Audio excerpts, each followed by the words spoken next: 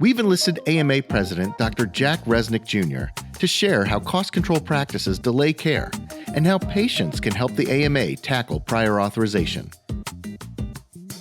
When patients try to fill a prescription at a pharmacy, they're often told that their insurance company won't pay for the medication unless their physician obtains approval.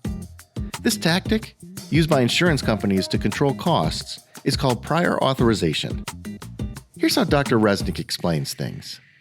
I think it's largely an effort by health insurance companies to spend less money.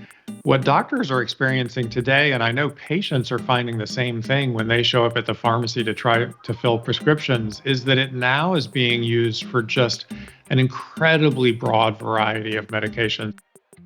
It means that when we're sitting down together as a team, a doctor and a patient, working on what's going to be the best next steps to diagnose and treat that patient's condition, there's this whole other part of what has to take place during that interaction of the physician trying to predict what treatments they'll actually be able to get for that patient, even if that patient has health insurance.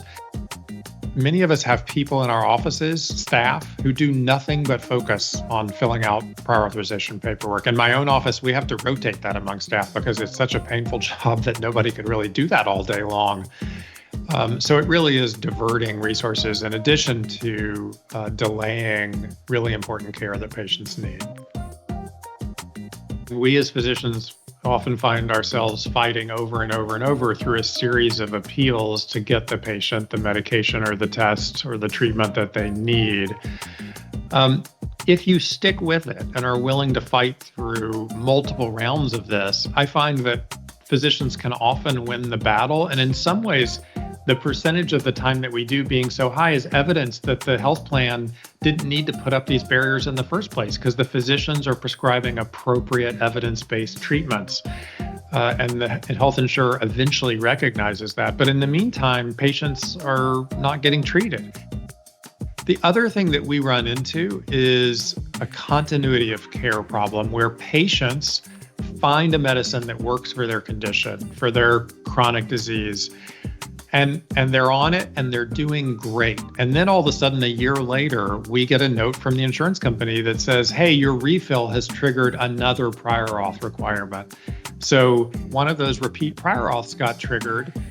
I dutifully filled out pages of paperwork to explain to the insurance company that the patient was doing great and their disease had really improved on the drug. I got back a rejection.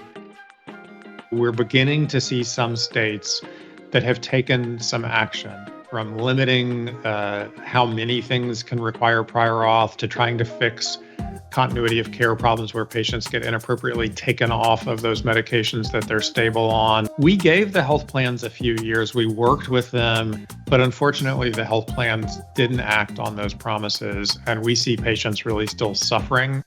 If we're going to be successful in convincing Congress and state legislatures and others to step in and fix this problem, they need to hear not only from physicians, and we're speaking up loud and clear, but they need to hear from you as patients as well.